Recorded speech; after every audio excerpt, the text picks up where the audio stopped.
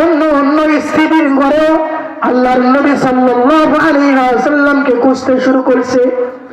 খুঁজতে খুঁজতে দেখে গিয়া জান্নাতুল বাকির মধ্যে আল্লাহর রাসূল সাল্লাল্লাহু আলাইহি ওয়াসাল্লাম দোয়া করতেছে। জান্নাতুল বাকির মধ্যে গিয়া সরকারে দো আলম নবী জান্নাতুল বাকির মধ্যে গিয়া কবরস্থানে গিয়ে কবর জিয়ারত করতেছে আর তাদের মাগফিরাতের জন্য দোয়া করতেছে। এই হাদিস দ্বারা বোঝা যায় আল্লাহ রাসূল সাল্লাল্লাহু আলাইহি ওয়াসাল্লাম এই রজনীর মধ্যে দোয়া করতেন, কবর জিয়ারত করতেন। আল্লাহ রাসূল সাল্লাল্লাহু আলাইহি ওয়াসাল্লাম দুই নম্বর যে জিনিসটা করতেন এটা হলো আল্লাহ রাসূল সাল্লাল্লাহু আলাইহি ওয়াসাল্লাম এই রজনীর মধ্যে এই রাত্রির মধ্যে আল্লাহ রাসূল সাল্লাল্লাহু আলাইহি ওয়াসাল্লাম বেশি বেশি নামাজ পড়তো।